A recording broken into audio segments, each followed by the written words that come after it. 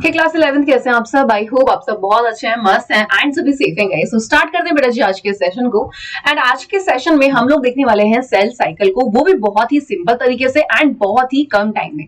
हालांकि जब chapter start होगा तो मैं इसको बहुत ही ज्यादा डिटेल में पढ़ाऊंगी, प्लस आपको उसके नोट्स भी प्रोवाइड करूंगी, ठीक है। लेकिन आज के सेशन में हम लोग उसको बहुत ही जल्दी समझेंगे कि आखिर होती क्या है सेल साइकिल। चलिए तो शुरू करते हैं यहाँ पे बिना देर करे। आप सबको पता है कि हम सबने एक लाइन सुनी है कि जितनी भी जो नई सेल बनती है वो पुरानी सेल से ही बनती है। क्यों? क्योंकि पुरानी सेल क्या करती है? डिवीजन, यानी कि वहां पर होता है सेल डिवीजन जिससे नई सेल बनती है। अब क्या होता है यहाँ पे भाई, जो पुरानी वाली सेल है ना, अब ये एक सेल है, यहाँ पे कौन है बेटा जी? ये होता है आपका साइटोप्लाज्म, ठीक है। देन इसी के साथ सेल में कौन है बेटा जी? न्यूक्लियस, ठीक है, जहां पे आपका डीएनए पाया जाता है। ओके, तो हमें पता है कि जब यानी कि सेल डिवीजन होता है तो सबसे पहले कौन बटेगा भाई वहां पे? न्यूक्लियस, देन उसके बाद में साइटोप्लाज्म, ठीक है। तो यहाँ पे न्यूक्लियस के डिवाइड होने के बाद कौन भाई यहाँ पे होता है? साइटोप्लाज्म, यानी कि भाई कौन? आपका साइटोप्लाज्म में डिवाइड होगा एंड उसके बाद नई सेल बनती है, ठीक। लेकिन क्या ये जितना सिंपल हमें लगता है उतना सिंपल होता है? नहीं। तो चलिए जानते हैं कि आखिर यहाँ पे कौन कौन सी फेज होती है, कैसे होती है ये पूरी सेल साइकिल कंप्लीट। तो सेल साइकिल पे आ जाते हैं सीधा। The cell cycle is a series of events that a cell goes through as it grows and divides into two new daughter cells, ठीक। अब बात करते हैं यहाँ पे इसके फेजेस की। तो यहाँ पे दो फेजेस होते हैं बेसिकली, इंटरफेज, ठीक है, जिसकी यहाँ पे 3 स्टेजेस होंगी एंड एक हो जाएगी आपकी कौन सी? M phase. तो इंटरफेज की अगर हम बात करें तो this is the longest phase, ठीक है, बिकॉज यहाँ पे G1 है, आपका S है एंड G2 फेज है। तो this is the longest phase of the cell cycle and is further divided into 3 sub phases. आ जाइए नंबर 1 की बात करते हैं, G1 फेज, ठीक है, यानी कि गैप फेज। तो यहाँ पे अगर हम बात कर लेते हैं G1 यानी कि गैप 1 फेज की, तो इसमें क्या होगा भाई? सेल ग्रो भी करेगी, ठीक है, यानी कि the cell grows in size, synthesizes proteins and prepares for DNA replication. लेकिन यहाँ पे याद रखना कि रेप्लिकेशन नहीं होगा डीएनए का, ठीक है, डीएनए का रेप्लिकेशन यहाँ पे नहीं होगा, यहाँ पे वो अपने आप को तैयार कर रही होती है, ठीक है। तो गैप फेज में बेसिकली जो सेल है वो ग्रो होती है, उसके यानी कि अगर हम बात करें वहां पे जो प्रोटीन वगैरह इन सबको बनाएगी, ठीक। तो G1 फेज में समझ आया क्या हुआ, यानी कि the cell grows in size, synthesizes proteins and prepares for DNA replication। लेकिन यहाँ पे हुआ नहीं है। यहाँ पे आ जाते हैं next S phase. S phase is आपका क्या हो जाएगा? सिंथेसिस फेज, यानी कि भाई यहाँ पे ये आपकी फेज होती है बेटा जी, सबसे ज्यादा अगर हम बात कर लेते हैं यही बहुत ही ज्यादा इंपॉर्टेंट है, ठीक है।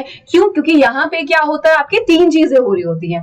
पहली चीज की डीएनए रेप्लिकेशन होगा, ठीक है, साथ ही साथ यहाँ पर अगर हम बात कर लेते हैं सेंट्रियोल का डुप्लीकेशन भी होगा एंड थर्ड चीज इज हिस्टोन प्रोटीन भी यहीं पर बनती है, जो G1 और G2 में नहीं बनती। ये चीज ध्यान रखना प्लीज, ठीक है। तो मोस्ट इंपॉर्टेंट अगर हम बात करें, सबसे ज्यादा जो इंपॉर्टेंट फेज होती है वो कौन होती है? वो यही होती है, ठीक है। एंड एग्जाम की अगर हम बात करें बेटा जी, एग्जाम में, ठीक है, चाहे आपका बेटा जी नीट का एग्जाम है तो यहां से क्वेश्चंस बन जाते हैं, प्लस अगर हम बात करते हैं आपके स्कूल के एग्जाम की तो ये क्वेश्चन मोस्टली आता है आपके शॉर्ट में एंड डायग्राम बनाने को भी वो ये दे देते हैं, ठीक है। अब यहाँ पे अगर हम लोग बात कर लेते हैं, ठीक है, तो यहाँ पे क्या बोल रहे हैं कि भाई सेल ग्रोथ हो रही है, यानी कि इंटरफेज की अगर हम बात करें यहाँ पर, तो इंटरफेज यानी कि इसकी हमने सबसे पहली वाली देखी स्टेज यानी कि G1, ठीक है। तो यहाँ पे क्या बोल रहे हैं? सेल ग्रोथ, ठीक है, normal cell function and organelle duplication. अब जब जैसे यहाँ पे G1 में तो हमने देख लिया, देन हमने देखा एस फेज को। एस फेज में क्या हो रहा है? डीएनए रेप्लिकेशन एंड मैंने जो आपको 2 और चीजें बताई हैं कि सेंट्रियोल का डुप्लीकेशन प्लस साथ ही साथ यहाँ पे आपकी हिस्टोन प्रोटीन बनेगी। तो ये भी आप यहाँ पे ध्यान रखोगे क्योंकि यहाँ से क्वेश्चन बन जाता है। इसी के साथ आ जाते हैं आपकी G2 फेज यानी कि प्रोटीन सिंथेसिस। तो यानी कि अगर हम बात करते हैं G1 और G2 फेज में क्या हुआ? सेल ग्रो कर रही है, प्रोटीन को बना रही है ना। एंड एस फेज में क्या कर रही है? एस फेज में भाई वो डीएनए का आपका यानी कि डीएनए रेप्लिकेशन कर रही है, आपका सेंट्रियोल का डुप्लीकेशन कर रही है, प्लस हिस्टोन प्रोटीन को बना रही है। ये चीज यहाँ पर हो जाती है। जब इतना यहाँ पर होता है, एक बार G2 को भी देख लेते हैं बेटा जी, ठीक है। चलिए, तो हमने G1 देख लिया, S देख लिया एंड क्या बोल रहे हैं? The cell continues to grow and synthesizes protein needed for cell division. And I think यहाँ तक सबको बहुत इजीली क्लियर हो गया कि आखिर क्या हो रहा है यहाँ पे, है ना बेटा जी। आगे की बात करें, चलिए आगे की बात कर लेते हैं। यहाँ पे अब आ जाता है हमारा एम फेज यानी कि माइटोटिक फेज। तो this phase involves the division of the cell's nucleus, जो हमारा न्यूक्लियस होता है उसके डिवीजन को हम लोग कहते हैं कैरियोकाइनेसिस। ये चीज याद रखेंगे। तो अगर कहीं पर भी वर्ड आ जाता है कैरियोकाइनेसिस तो आपको पता होना चाहिए यानी कि भाई ये किसकी बात कर रहे हैं, न्यूक्लियस के डिवीजन की। ठीक है, आगे बात करो। And division of the cytoplasm, यानी कि जो साइटोप्लाज्म का जो डिवीजन होता है उसको हम बोलते हैं साइटोकाइनेसिस। तो अगर कहीं पे वर्ड आए कैरियोकाइनेसिस एंड साइटोकाइनेसिस तो आपको पता होना चाहिए कि इन दोनों का मतलब क्या है। कैरियोकाइनेसिस मतलब न्यूक्लियस का डिवीजन हो रहा है, ठीक है। एंड अगर हम बात करते हैं साइटोकाइनेसिस, नाम से ही क्लियर हो रहा है, साइटोप्लाज्म एंड साइटो मतलब आपका क्या हो जाएगा, यहाँ पे साइटोप्लाज्म का डिवीजन हो रहा है। ठीक है, चलिए भाई अब माइटोसिस। तो भाई आपको पता है कि जो सेल डिवीजन होता है वो दो तरीके से होता है, एक होता है माइटोसिस, एक होता है मियोसिस। ठीक है, अलग अलग तरीके से होता है, इनको भी जानेंगे हम लोग। तो यहाँ पे अगर हम बात करें माइटोसिस की, ठीक है, तो यहाँ पे क्या हुआ, अगर हमने बोला भाई माइटोसिस तो आपकी ना इसके फेजेस होती है। ठीक है, तो the process of nuclear division resulting in two daughter nuclei each with a complete set of chromosome. ठीक है, तो साइटोकाइनेसिस जब होगा the division of the cytoplasm resulting in two separate daughter cells. अब ध्यान से देखेंगे यहाँ पे इस डायग्राम पे सबसे पहली चीज हुआ क्या, किस तरीके से, हमने यही तो जाना था कि भाई जब एक सेल डिवाइड करती है, जब सेल डिवीजन होता है तो वहां पे सबसे पहले कौन, न्यूक्लियस डिवाइड होता है ना, न्यूक्लियस का डिवीजन होगा, देन उसके बाद में साइटोप्लाज्म का, देन हमारी क्या बनती है, वहां पे न्यू डॉटर सेल बनती है। तो अगर आप यहाँ देख रहे हो जब माइटोसिस हो रहा है तो मैंने क्या बोला, माइटोसिस जब हम पढ़ते हैं या मियोसिस जब हम पढ़ते हैं, ठीक है, मियोसिस को यहाँ इन्वॉल्व नहीं करते वरना आप कंफ्यूज हो जाओगे, सिर्फ माइटोसिस देखो। तो माइटोसिस में क्या होता है, वहां पे एक से कितनी, दो नई सेल बनती है। ठीक है, यानी कि माइटोसिस में क्या होगा, एक से दो नई सेल बनती है। एंड माइटोसिस की अगर हम लोग बात कर रहे हैं यहाँ पे तो इसकी भी क्या होती है बेटा जी, यहाँ पे फेजेस होती है। लाइक सबसे पहले आपका प्रोफेज होगा, देन आपका मेटाफेज होगा, एनाफेज होगा, टीलोफेज होगा। ठीक है, तो याद रखना यहाँ पे कि अगर हम बात करेंगे कि भाई सबसे पहले न्यूक्लियस का डिवीजन हो रहा है देन साइटोप्लाज्म, तो यहाँ पर आपका जब माइटोसिस होता है तो यहाँ पर ये फेजेस आती हैं, prophase, metaphase, anaphase and telophase. अब इन फेजेस में क्या होता है वो मैं आपको बताऊंगी जब मैं आपको माइटोसिस को पढ़ाऊंगी। ठीक है, देन जब यहाँ पे ये चीजें हो जाती है उसके बाद होता है साइटोकाइनेसिस एंड क्या बन जाती है, एंड बन जाती है बेटा जी वहां पे दो नई सेल।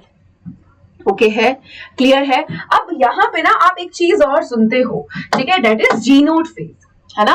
तो ये हमारी रेस्टिंग फेज होती है जिसमें कोई सेल डिवीजन नहीं होता है, लेकिन सेल में जो आपकी मेटाबॉलिकली एक्टिविटी होती है वो होती रहती है। ठीक है, यानी कि भाई अगर हम बोले यहाँ पे ये कौन सी फेज हो गई, रेस्टिंग फेज, कि भाई इसमें तो कोई भी सेल डिवीजन नहीं हो रहा। ओके ओके, लेकिन वो कैसी, मेटाबॉलिकली एक्टिव होती है, ये चीज ध्यान रखेंगे। ओके, चलो तो बस ये थी आपकी फेजेस एंड आई थिंक मुझे लगता है कि यहाँ पे किसी को कोई प्रॉब्लम आएगी। तो समझ आया क्या हुआ, जीवन में क्या हो रहा है आपके यहाँ पे। अगर हम बात करें एस फेज में क्या हो रहा है, G2 में क्या हो रहा है एंड एम फेज में क्या हो रहा है, बस इनका अगर आपको सबसे पहली चीज काम पता लग गया किस किस तरीके से हो रही है तो वैसे समझ आ जाएगा। बच्चों को लगता है कि ये बहुत ही ज्यादा डिफिकल्ट होती है, ऐसा नहीं, इतनी भी ज्यादा डिफिकल्ट नहीं होती है, बहुत ही सिंपल सी है। सेल साइकिल सबको बनानी आनी चाहिए, हर जो भी वहां पे फेज है उसका आपको काम पता होना चाहिए कि आखिर किसका क्या काम है।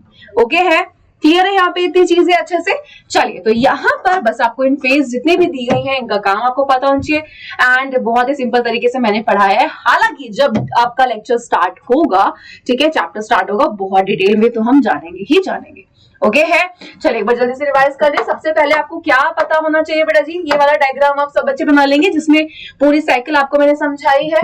देन उसी के साथ यहाँ पे आपका सेल साइकिल जो है क्या होता है इस तरीके से बनाओगे। देन आप इसकी सारी फेजेस को बताओगे, इनके phases of the cell cycle. ठीक है, इंटरफेज में कौन कौन है यहाँ पे स्टेजेस आपकी, यानी कि सब फेजेस की बात करें G1, S, G2, ठीक है।